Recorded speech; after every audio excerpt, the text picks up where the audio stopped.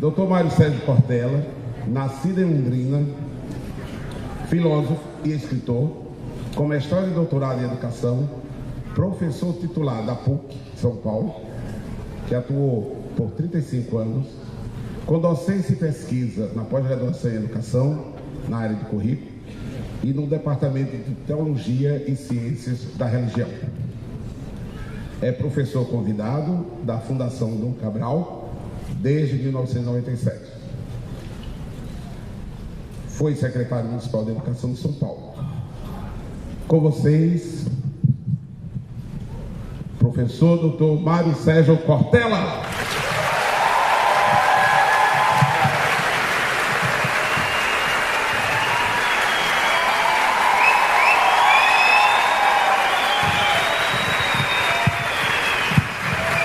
Muito bem. Satisfação imensa, tantos homens e mulheres aqui e fora, no saguão. Vocês sabem que nós somos aqui dentro 1.300 pessoas nesse belíssimo teatro e no saguão fora pelo menos mais 500 que, não podendo entrar, não desistiram e vieram me fazer esse afago que é não ir embora. E por isso, claro, me apraz, me agradece demais saber que eu, que sou da área de filosofia, né, de maneira geral, as pessoas acham que filósofo é alguém que não trabalha, né? Tanto que você nunca ouviu falar de greve de filósofo ou de sindicato de filósofo. É uma área que, se a gente parar de trabalhar, você nem percebe que a gente tinha começado, né? Além de filósofo, eu tenho uma outra atividade que não é considerada trabalho, eu sou professor. Quem dá aula aqui já ouviu a pergunta: professor, o senhor não trabalha, só dá aula, né? Então não trabalho, eu sou professor e filósofo e fico feliz de estar aqui de novo em Maceió. Este ano está fazendo 40 anos que eu vim a Maceió pela primeira vez, foi em 1975. Uma boa parte das pessoas que aqui está ou no saguão vendo pelo telão ainda não haverá nascido, e me agrada bastante estar aqui nessa cidade na qual já estive muitas vezes, e mais ainda numa Bienal do Livro, isto é, num lugar em que a gente vem para refletir, pensar, meditar, para existir de uma maneira que não seja banal, robótica, automática. Por isso, digo de novo, nós nos atrasamos um pouco no início para que as pessoas que estão lá do lado de fora pudessem ter, ao menos de uma maneira mais direta, o áudio e uma parte da visão daquilo que nós que aqui estamos podemos ter. E é claro, seria tolo eu não admitir estar honrado de acontecer algo como esse desconforto. O desconforto para algumas pessoas, que é não ter conseguido entrar, para mim sempre é um afago à medida em que vieram procurar, estar aqui. É claro que nós gostaríamos que todas e todos aqui dentro coubessem, mas o telão permitirá que a gente possa fazer aqui essa reflexão. Nós temos aqui um tema, ele será tratado durante esse tempo. Para o teu desespero, eu vou falar até as 19h30. Por isso você tem 1 hora inteira de desespero. Afinal, é um filósofo trabalhando essas ideias e o tema é ética e convivência. Quando nós terminarmos, algumas pessoas gostam de ter livro autografado, e eu gosto de autografá-lo. Nós estamos numa Bienal. Quando nós terminarmos, eu sairei, vou até o camarim, especialmente que eu sou idoso, eu preciso ir ao banheiro, e depois de uns 10 minutos eu estarei no saguão aqui, no foyer, e se alguém tiver algum dos meus livros, eu com alegria nele algo escreverei. Sabe, algumas pessoas que eu tenho um hábito: cada um dos 27 livros que eu já escrevi, quando eu vou autografá-lo, além de colocar o teu nome e o meu, eu coloco sempre nele uma virtude. Uma virtude, é a mesma virtude para cada livro. Então, por exemplo, eu tenho um livro chamado Educação, Escola e Docência, da editora Cortez. Nele eu escrevo partilha. Eu tenho outro da editora Cortez chamado Escola e o Conhecimento. Nele eu escrevo esperança. Eu tenho um outro chamado, que é um livro da editora Vozes, chamado Qual é a Tua Obra? Nele eu escrevo coragem, e assim por diante. Pois bem, no livro que dá a substância para essa palestra que aqui farei até as 19h30, eu, quando autografo, eu sempre escrevo, além do teu nome e do meu, honradez. Honradez. A virtude da honradez. O que é uma pessoa honrada? é aquela que não ofende sua comunidade, que não apodrece a decência, é a pessoa que não tem duas caras, é a pessoa que não fala uma coisa e age de outro modo, é a pessoa que não envergonha nem a si mesma, nem a sua própria comunidade. Por isso, honradez. Vocês sabem que os romanos na antiguidade, eu sou neto de italiano, e os latinos diziam algo muito importante, que era uma palavra usada para chamar a pessoa que é covarde, aquela que não tem coragem de ser decente. Em latim a expressão é forte, em português ela existe, mas ela tem uma marca muito forte, que é uma expressão que nós quase não usamos e poderíamos usar, que é pusilânime. Pusilânime. O que é uma pessoa pusilânime? É uma pessoa fraca, é uma pessoa acovardada, é uma pessoa, por exemplo, preconceituosa. Nós tivemos anteontem o Dia da Consciência Negra, e uma das coisas que eu sempre lembro é que todo preconceituoso, ele é, antes de tudo, um covarde. Ele tem tanto medo de quem não é como ele ser melhor que ele prefere desprezar quem é diferente dele, para ele poder afirmar a si mesmo. E essa covardia é uma coisa muito forte. Todo preconceituoso, além de covarde, é tolo, porque ele supõe que há só um modo de ser humano. E nessa hora, claro, isso é absolutamente negativo. Daí, honradez. Honradez. Uma pessoa honrada é aquela que tem vergonha na cara. Uma pessoa honrada é aquela que, como eu disse, é marcada pela integridade. E há uma grande questão. Eu tenho um livro que eu gosto demais e que nos ajuda, né, a pensar sobre a vida, a história, que é um livro da editora Cortez, que eu antes mencionei, chamado Educação, Convivência e Ética. E eu começo esse livro citando um dos maiores escritores alagoanos, aquele que eu mais admiro, que infelizmente faleceu em 2012, que foi Ledo Ivo. Ledo Ivo, um homem estupendo, um dos que mereceu estar na Academia Brasileira de Letras, um homem que morreu, né, no dia 23 de dezembro de 2012, véspera de Natal. Estava ele em Sevilha, na Espanha, e morreu. Esse homem especial. Eu uso uma das frases, uma das ideias mais fortes do alagoano Ledo Ivo, um homem nascido em Maceió, para iniciar o livro da editora Cortez. E eu abro uma frase em que ele diz: o que sobra é a obra, o resto só sobra. Sabe que o verbo sossobrar, que é um verbo que vem do espanhol, significa o barco que vira de cabeça para baixo, fica emborcado. Olha que interessante, olha que frase forte de Ledo Ivo: o que sobra é a obra, o resto só sobra. E qual é a obra da qual se fala e se precisa pensar? Uma vida que não seja banal, fútil, superficial, indecente, tola. E nessa hora, essa reflexão sobre ética e convivência, ela passa exatamente por essa nova percepção. E me anima mais ainda algo estupendo. Em Maceió, numa noite de domingo, com tantas coisas boas para também se fazer, nós temos 1.300 pessoas aqui dentro, outras 500 que nos veem do lado de fora, que vieram para ouvir refletir sobre ética. Interessante isso. Eu não fui convidado para falar aqui sobre como vencer a qualquer custo, como dominar as outras pessoas, como fazer com que você tenha todo o poder. Ao contrário, às vezes me perguntam se eu acho que a ética, um país decente, uma vida social que tenha honradez, uma comunidade livre, se eu acredito, isto é, se eu tenho esperança. E quando alguém me pergunta se eu tenho esperança na vitória da ética saudável, eu costumo dizer, e às vezes essa pergunta é feita num espaço como esse, eu costumo dizer: olha a sua volta. Como que numa noite de domingo, homens e mulheres saem das suas atividades e lotam um auditório e a parte da frente e querem entrar e ficam nervosas e nervosos porque querem entrar para a gente pensar sobre ética. Se alguém tem alguma dúvida de que esse tema é importante, É só olhar em volta. Se alguém tem alguma dúvida da esperança possível, é só olhar em volta.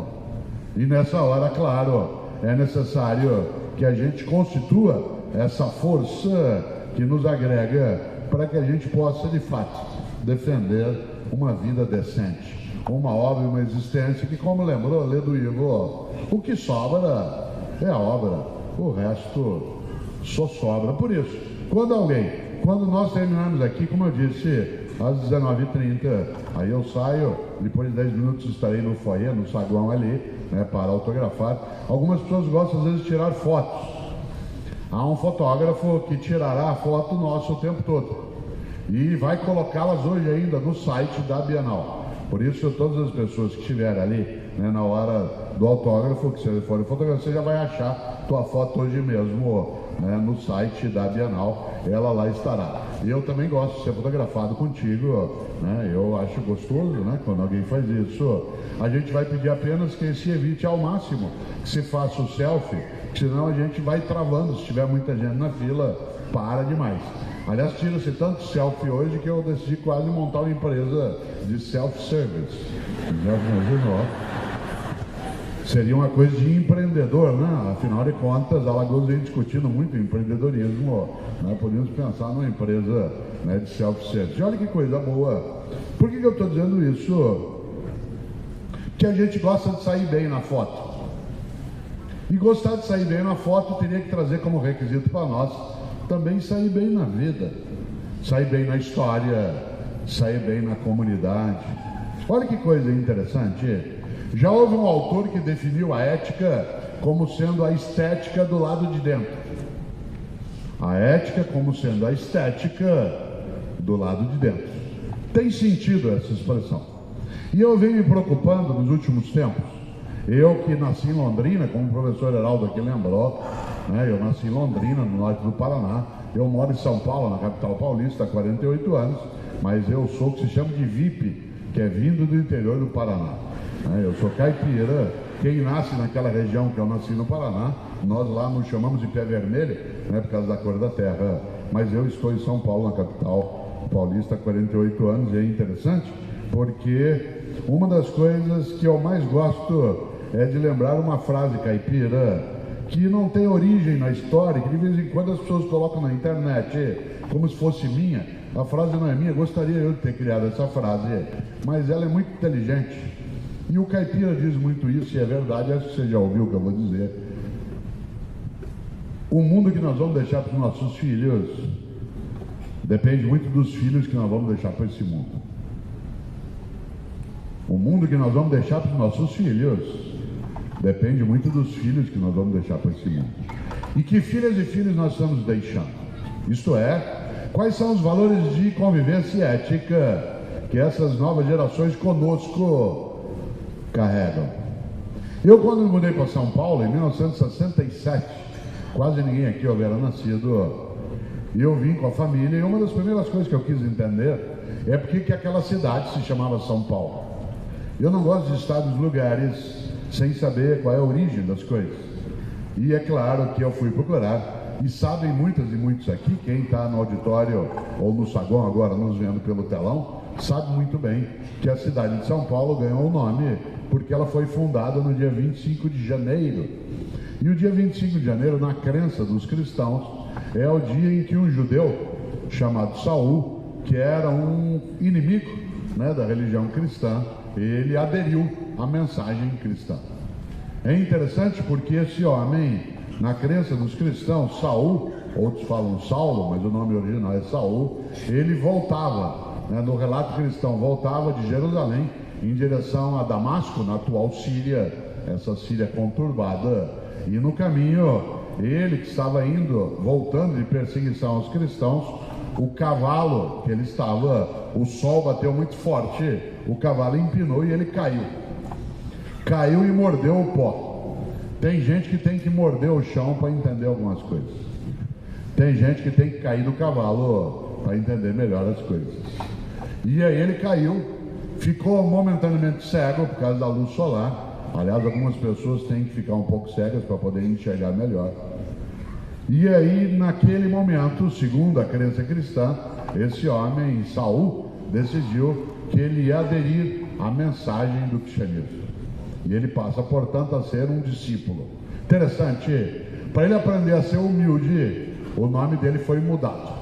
E ele então deixou de se chamar Saul e recebeu o nome latino de Paulus. Não sei se sabem, acho que sim, mas Paulus em latim significa pequeno. A expressão Paulus em latim significa pequeno. Esse homem, a partir daí, passou a escrever cartas sobre ética. Cartas sobre ética. Carta ao povo da cidade de Corinto, de Roma, de Tessalônica, de Filipo. Essas cartas os cristãos chamam de epístolas também. E é interessante porque todas as cartas de Paulo tratam do tema ética. Isto é, como é que a comunidade tem que se conduzir na vida. Para ser uma comunidade decente, como é que a gente vive junto? Ética e convivência. Seja você ou eu cristão ou não, essa é uma decisão individual. As cartas são muito fortes. Afinal, elas tratam de como é que a gente é honrado. Paulo escreveu várias delas.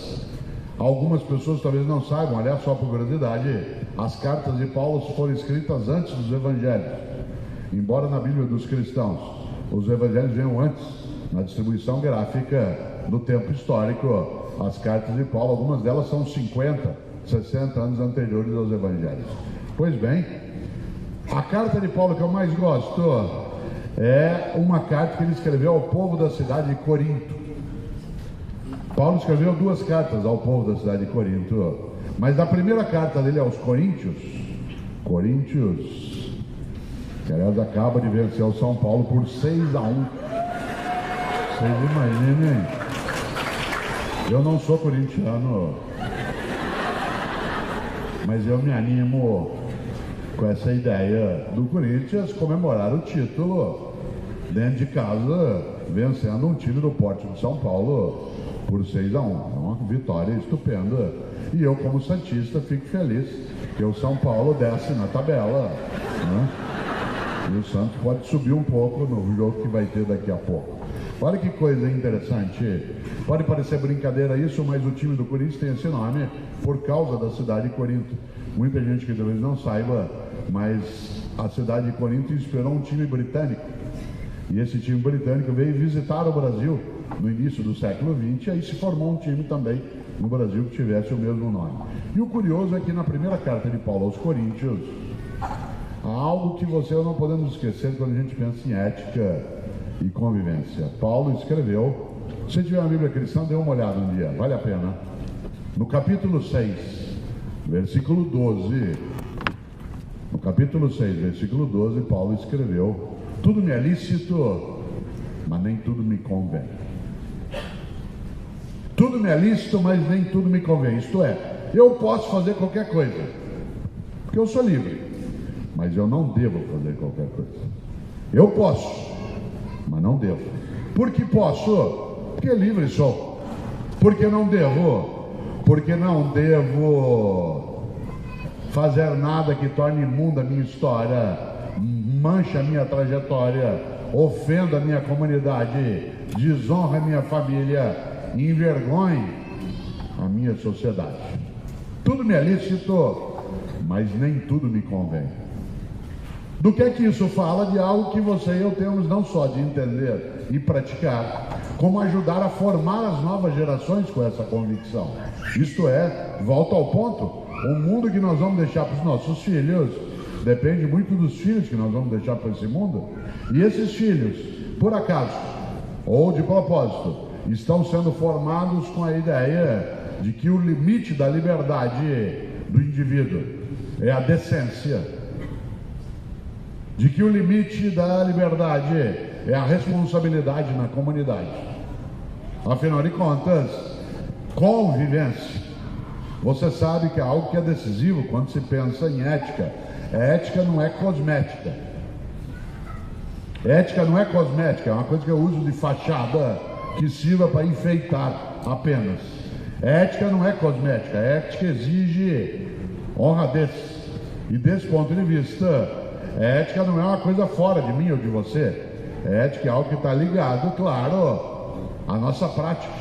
Muita gente pensa em ética olhando para outro lado e não olha para dentro de si.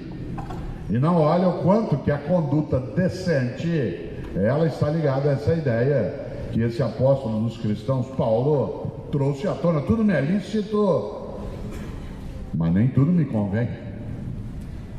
Ah, mas Cortella, a vida é assim, eu faço o que eu quero. Cuidado.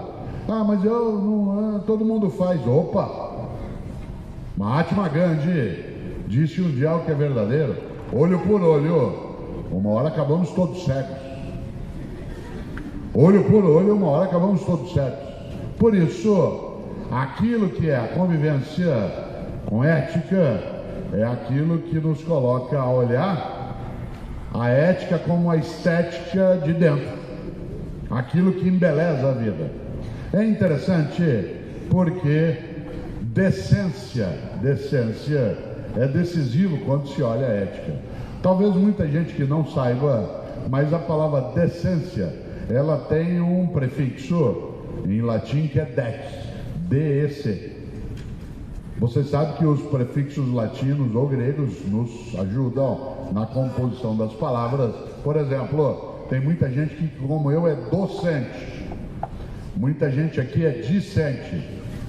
Dec em latim, tal como doc, tal como disque, tem um sentido. Por exemplo, quem aqui é docente sabe que doc em latim, D-O-C, da onde vem docência, significa aquele que leva. Disque, da onde vem discípulo, discente, disciplina, significa aquele que é levado. Docente é quem leva, discente é quem é levado. Evidentemente, nenhum de nós é tolo para supor que eu sou só docente ou sou só discente. Todas e todos nos educamos reciprocamente. Então somos todas e todos docentes e discentes. Mas alguns de nós temos a docência como profissão e não só como prática de vida. Pois bem, docência, discência, mas tem decência. E a expressão dec em latim, ela significa embelezar, enfeitar. Quando você decora um ambiente, quando você decora um espaço, você está enfeitando, embelezando. Por isso, dec é enfeitar, embelezar. O que é uma pessoa decente? É aquela que enfeita. O que é uma pessoa indecente? É aquela que enfeia. Lembra quando você era criança que a tua avó dizia que coisa feia, menino? Claro que ela não estava falando de estética, ela estava falando de ética. Que coisa feia, menino? Ela não estava falando do lado de fora, estava falando do lado de dentro. Quando você diz essa é uma bela pessoa, eu não estou falando do lado externo dela. Essa é uma bela escola, uma bela empresa, essa é uma bela cidade. Claro, dec, da onde vem decência, significa enfeitar, embelezar. Por isso, o que é quebra de decoro? Quebra de decoro é quando você enfeia o lugar onde você vive. No parlamento, quebra de decoro é quando você mente. Ah, essa conta não é minha, não. Mas puseram $1,5 milhão. Ah, não sabia. Eu nem costumo conferir as contas. Não, mas faz 6 meses que fizeram isso. Ah, não, nem notei que puseram $1,5 milhão. Esse carro não é meu. Imagina. Mas o senhor não pagou a licença. Ih, nem sabia disso. Claro. É isso aí. Atenção. Decoro é quebrado quando você é indecente. Agora, curiosamente, a expressão dec em latim, além de enfeitar e embelezar, ela tem um terceiro sentido, que só quem é caipira como eu, ou algumas pessoas no Nordeste entendem bem isso, que é uma expressão que a gente quase não usa. Mas dec em latim também significa ornar. Ornar, da onde vem a palavra ornamento. Por exemplo, essa cadeira está ornamentando aqui esse lugar. Esse teatro, ele é ornamentado. Ornar. Agora eu vou usar o sotaque original para lembrar algo em relação à ética. É esse sotaque que eu estou usando, que é mais agauchado, né? Ele é um sotaque para rádio, porque eu sou comentarista da Rádio CBN, ele serve para falar melhor, mas meu sotaque original, eu falo do jeito que eu vou falar agora, né? Tem coisa na vida que orna e tem coisa que não orna. Tem coisa que orna na família, tem coisa que não orna. Tem coisa que orna na escola e coisa que não orna. Tem coisa que não orna no governo e tem coisa que orna. Tem coisa que orna na empresa, tem coisa que não orna. Do que é que trata a ética? Daquilo que tem que ornar. E o que é ornar? Ornar é combinar. Quando uma coisa não está ornando, é porque ela não está combinando. Tem coisa na escola que não está ornando direito. Por exemplo, a ausência de uma convivência onde a autoridade tenha lugar, sem que ela seja autoritária, mas que a autoridade tenha seu lugar. Isto é, que um professor ou uma professora não seja entendido apenas como um prestador de serviço, mas como um formador. Não orna na escola o aluno ficar ofendido porque o professor mandou estudar. Aliás, razão pela qual uma escola é constituída.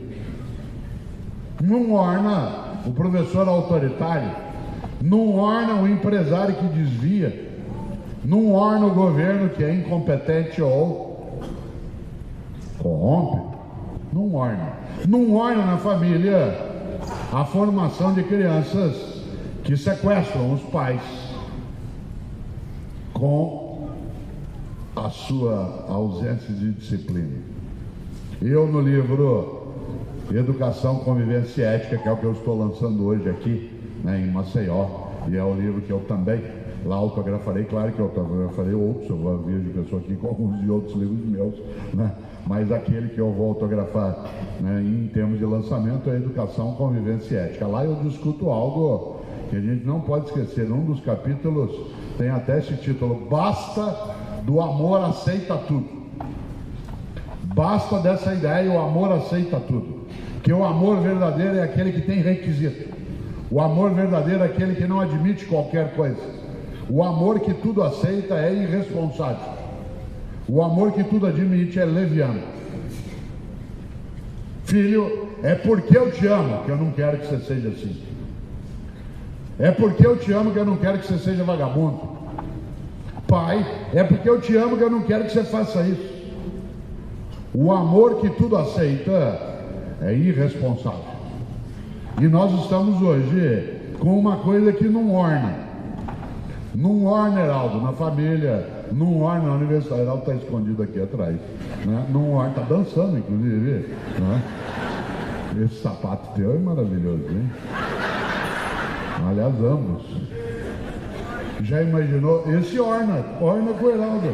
Vem aqui um pouquinho, vem aqui, vem cá. Vem mostrar o sapato aqui, ó. Com o Heraldo orna. Eu com esse sapato ia ficar estranho, né? Só porque você é pernambucano que você usa esse sapato. Olha que coisa boa. O que é aquilo que orna? Aquilo que combina. Tem coisa que orna na vida, no governo, no trabalho. Por exemplo, coisa que não orna na formação das gerações. Há um grande pensador francês do século XX, um homem que foi ator de teatro, que eu admiro imensamente, um homem chamado Pierre Dac. Pierre Dac, D-A-C é o sobrenome, Dac. Pierre Dac dizia: o futuro é o passado em preparação. O futuro é o passado em preparação. Por isso, uma questão: qual passado nós vamos ter daqui a 20, 30 anos? Qual é o passado que nós vamos deixar daqui a 20, 30 anos? Desta geração de homens e mulheres, aqui no teatro ou no saguão pelo telão, vai deixar qual o passado? Qual é a nossa obra? Qual é o nosso legado? Será que o passado que nós vamos ter daqui a 20, 30 anos vai nos honrar? Dele nós vamos nos orgulhar ou vamos ter vergonha de nos termos acovardado na formação das novas gerações? Eu estava outro dia em São Paulo, onde eu moro, chegando de Belo Horizonte, no aeroporto de Congonhas. E aí, como acontece comigo quase todo dia, Aí eu fui até o local onde fica carrinho de bagagem. E quando eu fui pegar um carrinho de bagagem, que eu fui puxá-lo, ao meu lado chegou um pai com um menino de uns 10 anos de idade. E o pai puxou o carrinho, o menino olhou para o pai e falou: não quero esse carrinho. E eu olhei e falei: nossa, coisa estranha. O pai falou: mas esse carrinho é igual aos outros. O menino gritou: não quero esse carrinho. Eu falei: eu vou parar aqui que isso aqui dá um livro novo, né? Aliás, eu mesmo, é o Educação, Convivência e Ética, é esse que eu estou lançando. Aí o pai falou: mas filho, esse carrinho é igual aos outros? Ele falou: eu não quero esse carrinho. O pai guardou o carrinho de bagagem que estava pegando, pegou o que o menino queria. Meu Deus do céu, esse menino aos 10 anos de idade já está tornando a família dele refém. Ele que decide qual carrinho de bagagem você vai pegar. Provavelmente ele decide onde você vai comer, qual é a música que vai se ouvir no rádio do carro, qual o programa de TV que vai se assistir, senão ele fica na frente da TV e ninguém assiste nada. Ele não deixa os adultos conversar porque ele fica interrompendo o tempo todo. Obviamente que esse pai não tinha que espancar a criança, mas tinha que educá-la. Existe na relação de formação das pessoas, aquele que é responsável, ele tem, por exemplo, um pai com os seus filhos, ele tem uma relação de subordinação, de subordinação. Meus filhos estão sob, não mais, mas estiveram sob as minhas ordens, são meus subordinados. Meus netos, eles não têm subordinação comigo, porque tem com os pais deles, mas quando os pais transferem, eles estão a mim subordinados. Domingo passado eu estava em Florianópolis, onde mora uma das minhas filhas, e eu estava lá com 2 dos meus netos e ela tinha saído e falou: pai, cuida deles. Com alegria eu falei. Uma hora Ana Luísa, que tem 2 anos e meio, resolveu fazer birra. Eu falei: você sente e cale. Ela olhou para mim e resolveu que ela ia obedecer, não por conta, claro, apenas de eu ser, né, alguém maior do que ela, porque eu não ia fazer nada que a ferisse fisicamente, né, mas para ela entender que ela estava sob as minhas ordens. E nessa hora, claro, há pais e mães que abrem a mão e dizem: interessante. Por exemplo, o pai que pega o carrinho. Você já imaginou? Eu conto algo no livro Educação, Convivência e Ética, que outro dia eu até falei num programa e colocaram na internet.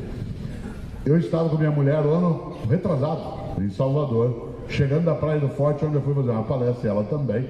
E aí nós fomos pegar um avião em Salvador, chegamos no aeroporto, era a hora do almoço e decidimos almoçar antes de pegar o voo para São Paulo. Estávamos sentados almoçando, de repente, chegou uma senhora de uns 30 e poucos anos com uma menininha de uns 6 anos de idade, belíssima, mas uma criança absolutamente infernal. Aquela menina não tinha hormônio, devia ter demônio. Ela gritava, ela corria, ela derrubava coisa, ela puxava a cadeira, ela derrubava refrigerante, ela pegava um tablet e punha uma música insuportável. Ninguém conseguia comer em volta no restaurante. Eu, como educador que sou, levantei. Fui até a mãe e disse: minha senhora, essa criança é sua. Ela disse: é. Eu disse: leve-a. Ela disse: como? Eu falei: leve-a. Ela disse: ué, por quê? Eu falei: porque ela ainda não está preparada para viver em comunidade. Numa comunidade,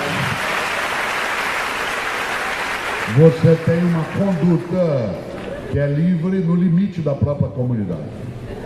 Ela falou: ué, mas por quê? Eu falei: porque ela não está ainda preparada para viver em comunidade, porque ela acha que ela faz o que ela quer. E como ela é uma criança belíssima, que poderá ser uma belíssima pessoa, ela hoje é uma criança mal educada, e ela é mal educada porque a senhora é uma má educadora. Ela disse: o que o senhor tem com isso? Eu disse: com a senhora nada, com essa criança sim, porque ela vai crescer. E eu não quero que ela cresça torta e nem que ela construa parte da vida num país onde eu vivo e também os meus filhos e netos vivem, em que ela vai achar que a regra é ela fazer o que ela quer, porque depois isso vai trazer transtorno para nós. Por isso, salve tua criança, eduque-a, leve-a para casa, mas ela vai chorar. Então, chore em casa. Não bata, não coloque num quarto escuro, não machuque, mas ela tem que entender que os atos têm responsabilidade e ela não pode fazer o que ela quiser. Não nessa idade que ela já está. Ela tem que entender, disse eu, que desejos não são direitos. Atenção, muita gente hoje de várias idades confunde desejos com direitos. Isto é, eu quero, você tem que me dar. Você deu, é pouco, quero mais. E se você não me der, você vai ver. Opa, nós estamos formando uma geração e nos formando com ela, na qual se confunde desejo com direito.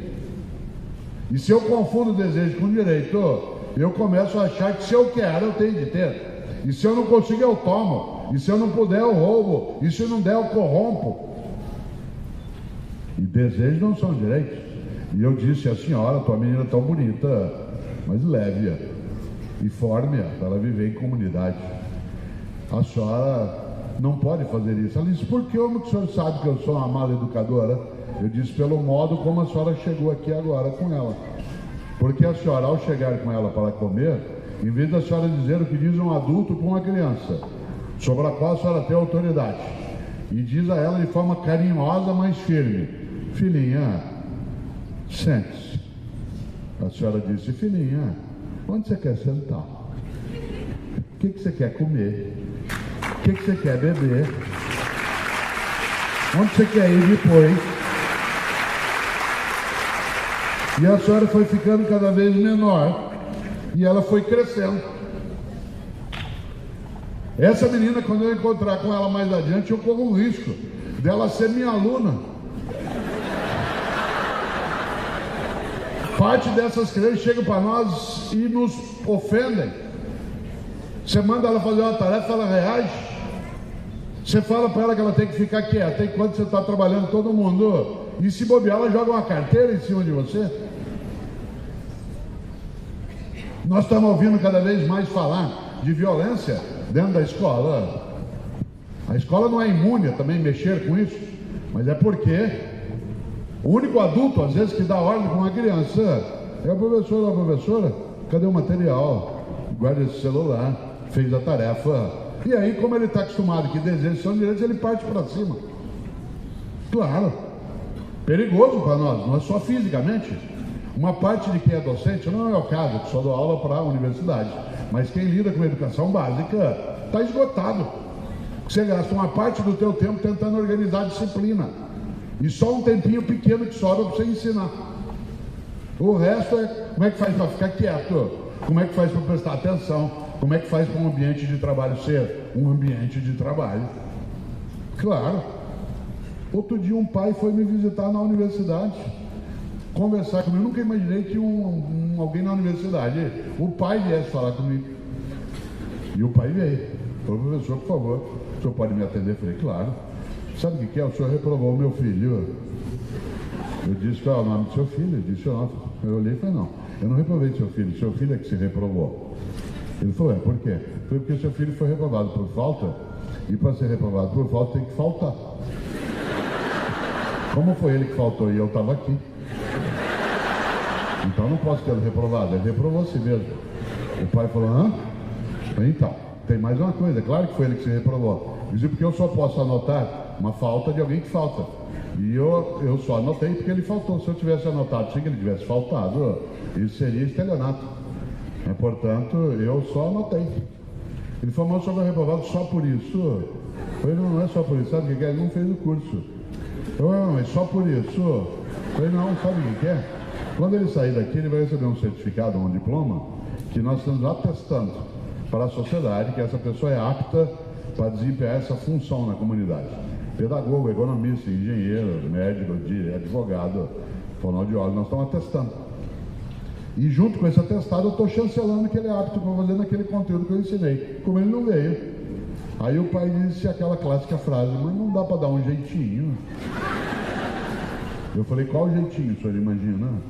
Ele falou, não dá para dar um trabalhinho, que é a coisa que mais nos irrita, professor, é isso. Eu falei, mas o senhor está supondo que 15 semanas, 3 horas de aula em cada uma delas, pode ser substituída por um trabalhinho. Se pudesse, a gente não daria as 15 semanas, a gente dava só o trabalhinho. E eles voltavam 15 semanas depois para buscar o resultado. Ele falou, o senhor não pode dar uma chance para ele? Eu falei, está dado, ele vai fazer o curso. Um menino que tem o pai, que tem essa perspectiva. Aí a senhora falou dentro do restaurante, mas eu não vou levar. Sabe por quê? Dá trabalho. Eu falei, é claro que dá trabalho. Vocês não falaram para a senhora que trabalho de parto não era só na maternidade?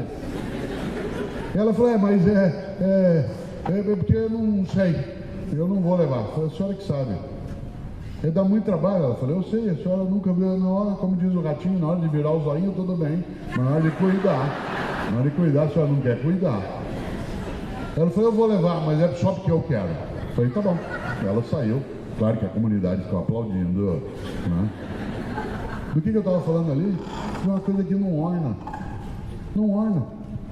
Não orna a ideia, essa ideia. O amor que aceita tudo é leviano. Meus filhos me amam e por isso não aceitam qualquer coisa de mim. Todos eles se juntaram. Falou, pai, você engordou muito esse ano. Eu nunca fui magro, né? Mas eu engordei de fato 6 quilos. E a culpa foi do João Baldo Ribeiro, nosso estupendo escritor baiano.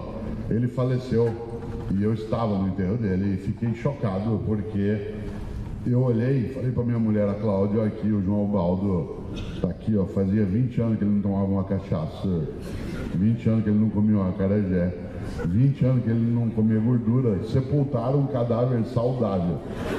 Então,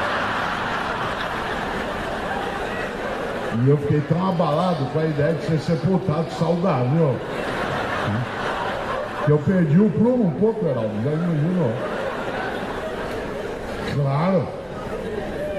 Aí minha mulher, que não é tola, falou, o problema não é se é sepultado saudável ou não, é que se você continuar bobeando, você vai antecipar a ideia de ser cadáver. Então, essa é a questão. Claro. Mas o que meus filhos falam? Pai, a gente ama, a gente não quer que você perca o prumo. Você está voltando a andar, porque embora eu seja obeso, eu não sou sedentário, eu ando todo dia. Eu falei, sim, estou voltando. Claro, é porque eu te amo, que eu não quero que você seja assim. É porque eu amo o meu país que eu não quero que ele seja como ele é. É porque eu acho que a coisa pública, ela não é aquela que não é de ninguém, mas aquela que é de todo mundo. A coisa pública não é que não é de ninguém, é que é de todo mundo.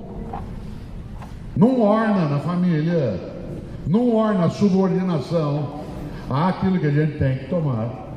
Olha que coisa, esse livro que você está em mãos, que outros têm, que é o Não Se Desespere, né? Aliás, quando eu vou autografar, eu escrevo sempre nele, alento, alento. Quem faz o prefácio dele é o Pedro, meu filho mais novo, que tem 33 anos. E o Pedro, ele, anteontem, almocei com ele, né? E ele dizia, pai, você tomou já 2 taças de vinho, chega. Eu falei, você não manda em mim. Ele disse, eu te amo. Eu disse, o que tem uma coisa a ver com a outra? Ele falou, você não precisa tomar mais do que 2 taças. Eu disse, você está certo. Claro. Qual o dia que eu vou ficar desesperado? No dia que ele não se importar mais. É porque eu te amo que eu não quero que você faça isso. É porque eu te amo que eu não quero que você seja vagabundo. É porque eu amo a minha cidade que eu não quero que ela apodreça a convivência. Não quero que a gente ache que atentado é natural, homicídio é natural, que sequestro relâmpago faz parte da vida. É porque eu amo a vida que tem algumas coisas que não podem ser. E nessa hora volto a esse polo. É ética e convivência. Nossa convivência tem que ser marcada por aquilo que orna, isto é, aquilo que combina. Nesta hora também é necessário, acima de qualquer coisa, que a gente entenda que há algumas virtudes que tem que estar conosco. Por exemplo, nós não podemos formar a nova geração e nos formarmos com ela sem que a gente tenha, por exemplo, a percepção da humildade. A humildade na convivência, a humildade no trabalho, a humildade no conhecimento. Eu tive uma honra na vida inesquecível.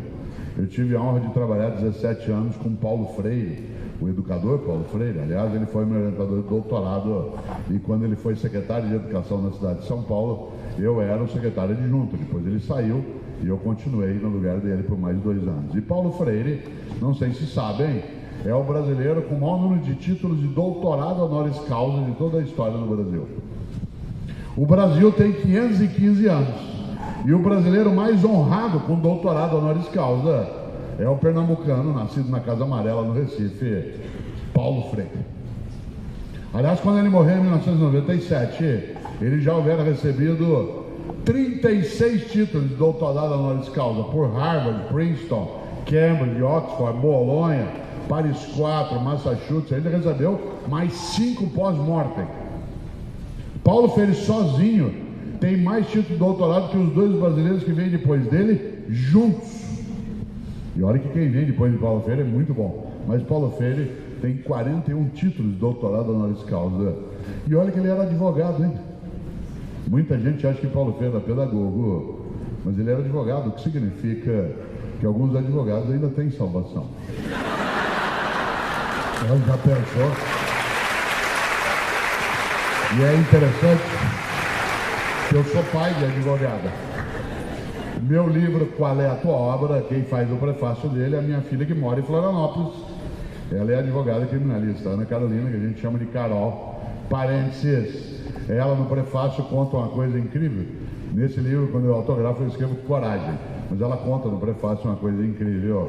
Hoje ela tem 36 anos, mas quando ela tinha 27, ela como advogada criminalista estava um dia em Brasília, na porta da sala de audiência dos ministros do STJ, do Superior Tribunal de Justiça, para fazer a primeira sustentação oral da vida dela como advogada. Vocês imaginem, 27 anos de idade, na porta da sala de audiência dos ministros do STJ, a perna dela não parava no lugar. Ela me ligou e falou: pai, pelo amor de Deus, eu vou entrar agora fazer uma sustentação oral com o ministro. É a primeira vez que eu chego no Tribunal Superior. Eu estou tremendo, pai, estou com ânsia de vômito. Me ajuda, por favor. Me ajuda, pai. Como é que eu faço para ser segura como você? Eu disse: espere 30 anos. Porque há uma virtude para quem quer construir vida, decência, chamada paciência. Paciência não é lerdeza. Paciência é a capacidade de maturar as coisas.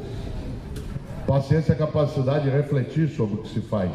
A pior coisa que existe na vida é você ter uma vida robótica, automática, banal, irrefletida, alienada. Claro! Há um grande gaúcho que você conhece, chamado Aparício Torelli, você que também é gaúcho, que apelidou-se mesmo de Barão de Itararé. Talvez tenha nascido em Rio Grande, não é certo? Ele tem uma frase que parece óbvia e não é. Torelli dizia: a única coisa que você leva da vida é a vida que você leva. A única coisa que você leva da vida é a vida que você leva. E que vida levo eu? Que vida leva tu em relação àquilo que é a nossa condição de não ter uma vida que seja banal, fútil. E é claro, vocês imaginem, paciência. Paciência não é lerdeza. Paciência para escrever, para refletir, para pensar, para fazer um país decente.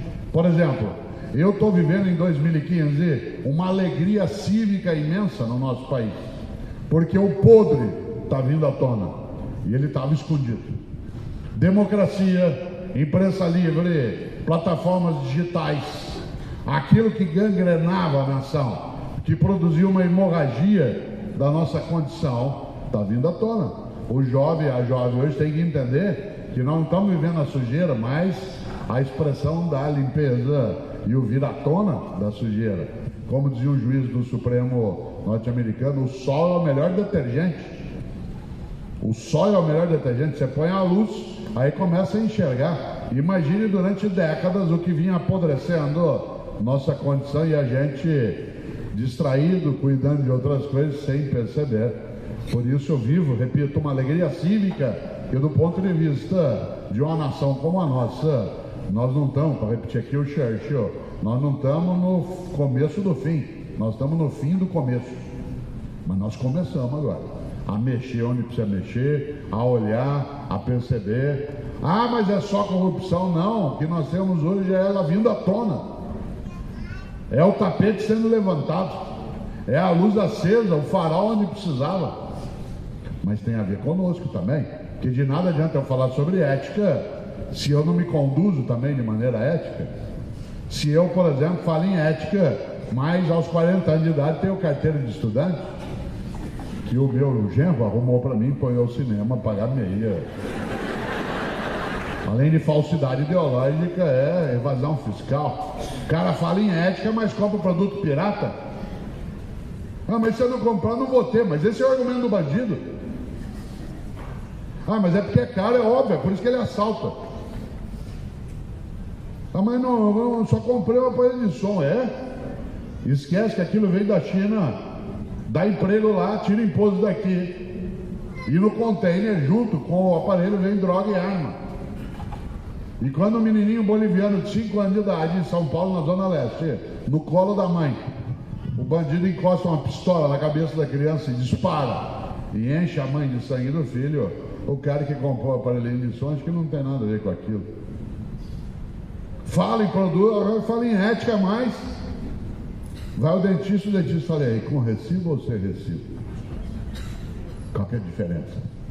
Ó, ele acha um horror quando o bote está subindo no morro no Rio e a polícia, ao ser avistada, o bandido solta rojão para avisar que a polícia está subindo.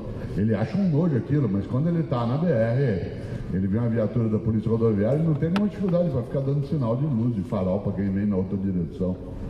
O que ele faz é fraternidade, solidariedade, cuidado. Claro que aí é um risco de imaginar, então vale qualquer coisa? Claro que não. Não vale nenhuma delas. Ética não é cosmética.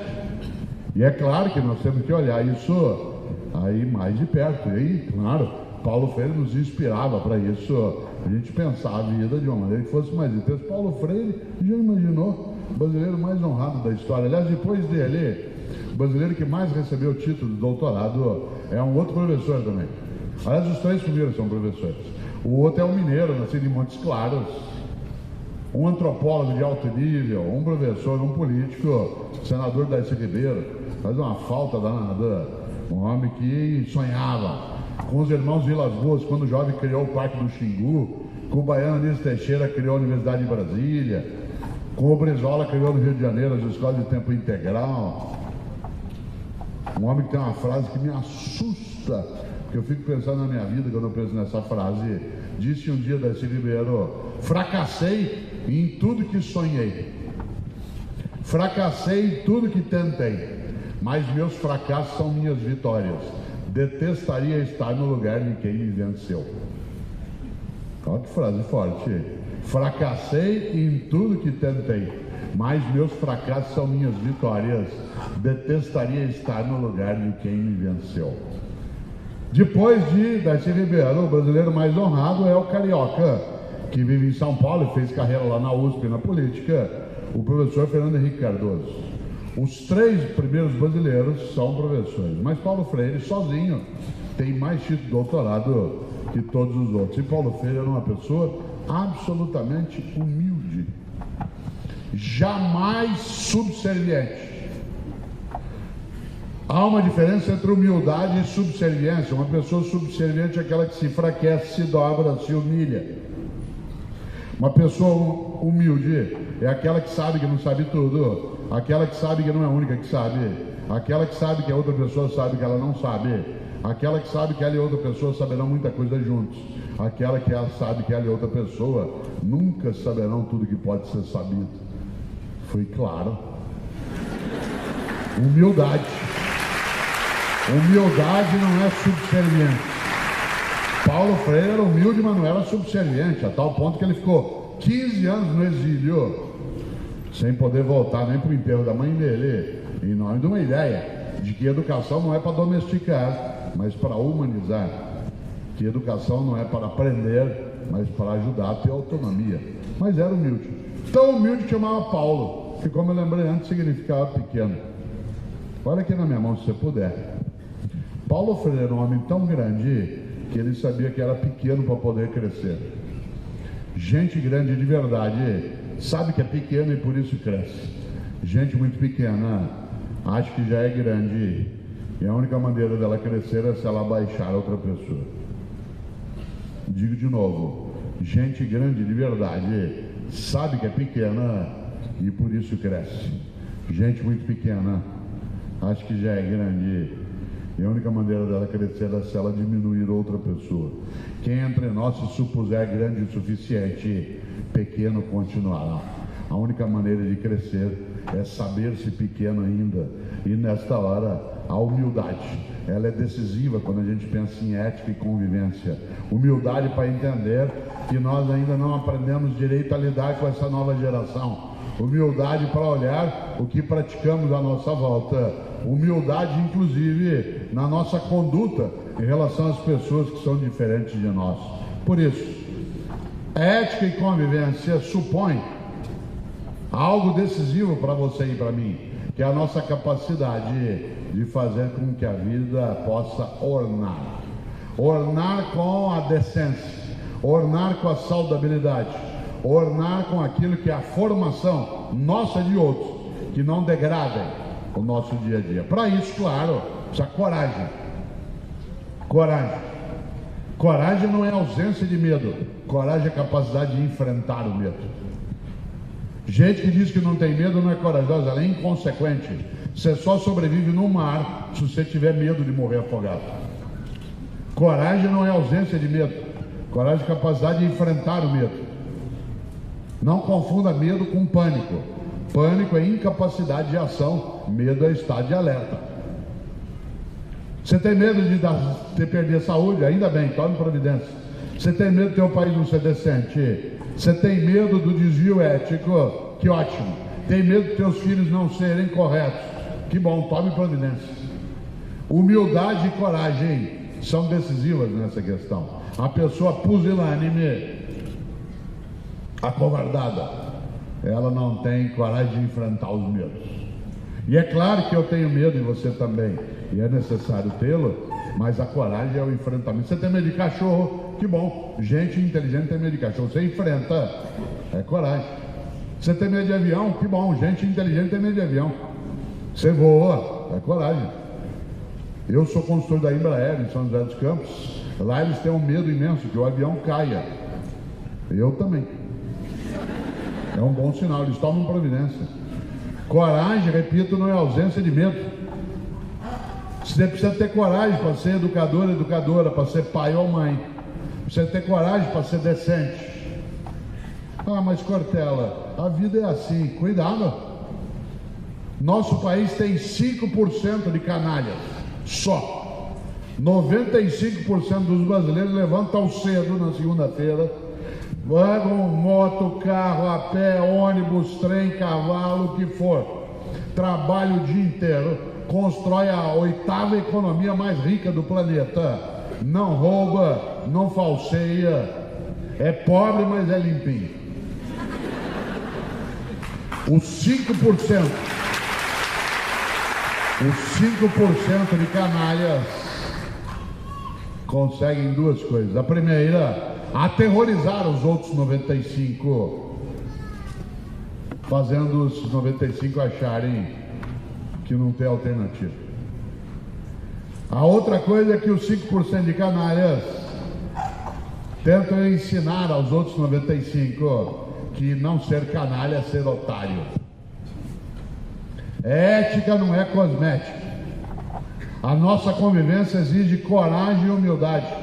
Coragem para enfrentar, para mexer, para fazer. Coragem para ter de discutir. Coragem para vir num domingo à noite e lotar um auditório e um saguão. Ficar esperando alguns desde as 3 da tarde, outros desde as 4 na fila, outros que lá fora estão e gostariam de estar dentro, mas que não desistem. Coragem para não abandonar essa condição, coragem para não deixar as novas gerações, não admitir que eles achem que desejos são direitos, não criar uma geração folgada. Tem menino de 20 anos de idade que nunca lavou uma louça, nunca arrumou um quarto, não se forma por esforço. Não estou falando por sofrimento, é por esforço. Já imaginou? O Brasil é um dos 3 países do mundo que mais consome produtos digitais. Um dos 3 que mais consome produtos digitais. Tem mais celular no Brasil do que a população. Mas nós somos o país de número 30 em posse de máquina de lavar louça. Nós somos o país de número 30 em propriedade de máquina de lavar louça. Sabe por que a gente não tem quase máquina de lavar louça? Porque alguém lava. Claro. Você já imaginou? Nesse auditório e fora no saguão, aqui embaixo e em cima, está talvez a primeira geração que está sofrendo algo inédito. Uma geração que tem que cuidar de outras gerações além dela mesma.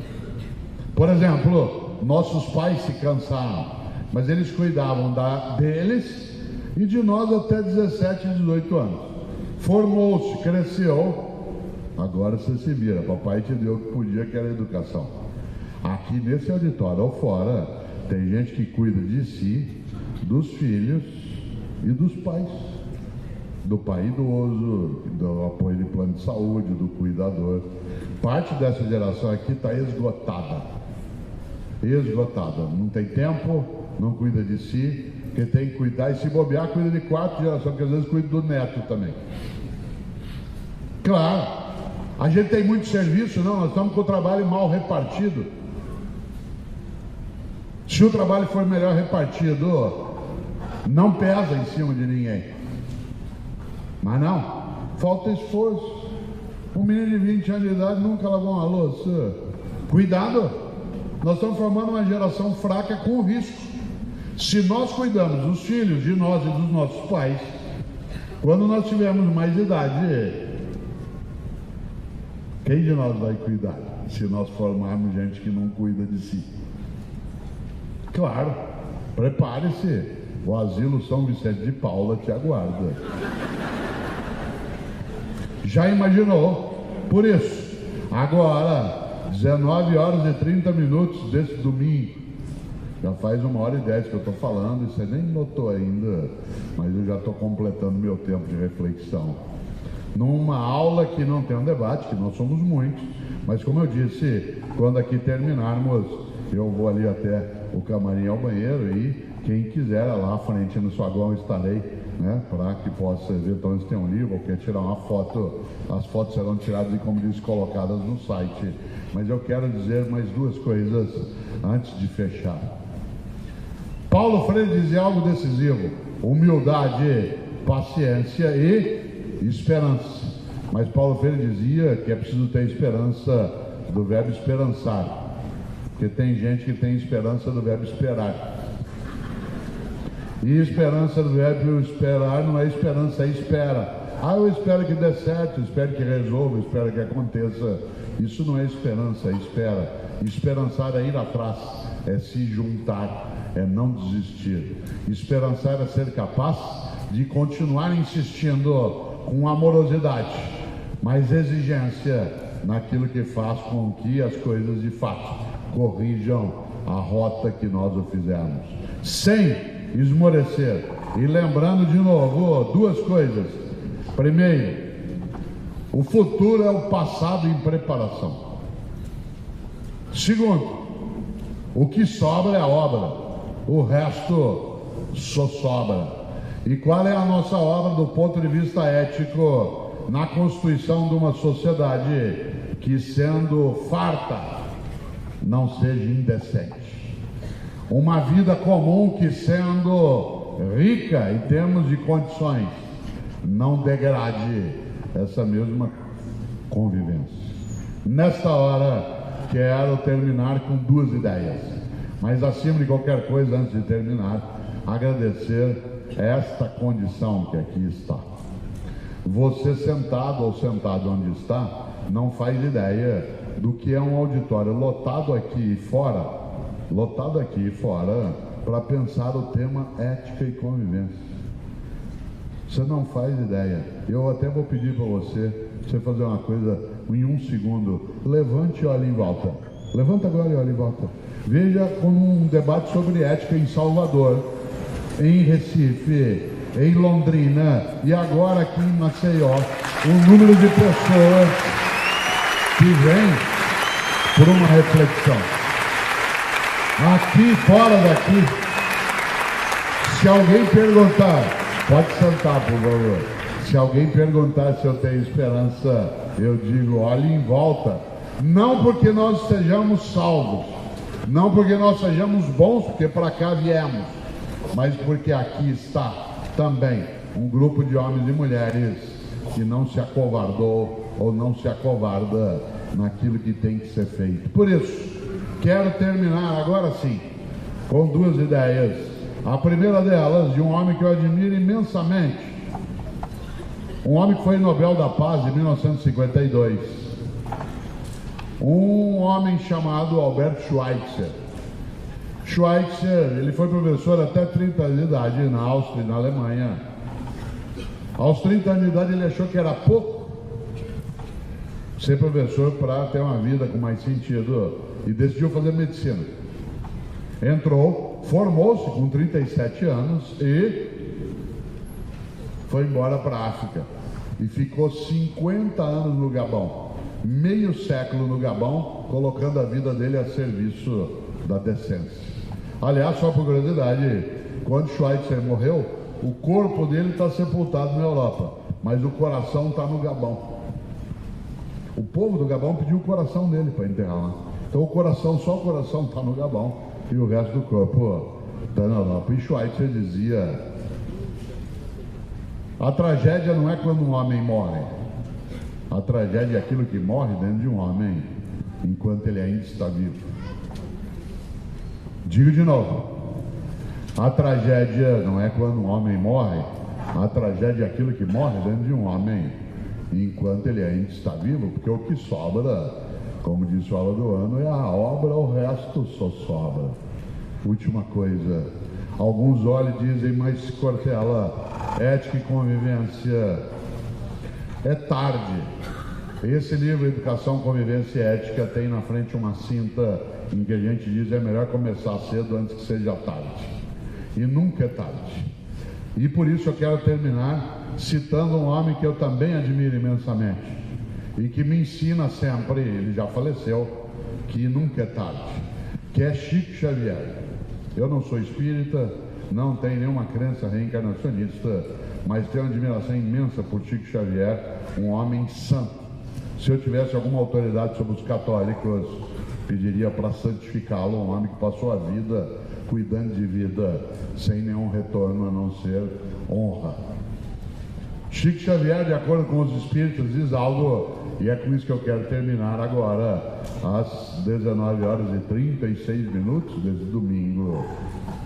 Chico Xavier disse algo decisivo, e isso me anima imensamente, como disse, ao ver tantos lá no saguão, vendo pelo telão, e tantos outros aqui. Ele disse: embora ninguém possa voltar atrás e fazer um novo começo, qualquer um pode começar agora a fazer um novo fim. Olha só, embora ninguém possa voltar atrás e fazer um novo começo, qualquer um e qualquer uma pode começar agora a fazer um novo fim. E nós, no nosso país, na nossa família, na nossa comunidade, podemos até não fazer um novo começo, mas eu não tenho dúvida que cada um e cada uma de nós está auxiliando a construir, a fazer, a edificar e proteger aquilo que orna, que é um novo fim que nos dê honra, nos dê orgulho, nos dê satisfação, com humildade, coragem e paciência. Mas acima de tudo, lembrando, lê do livro, o que sobra é a obra, o resto só sobra. Obrigado.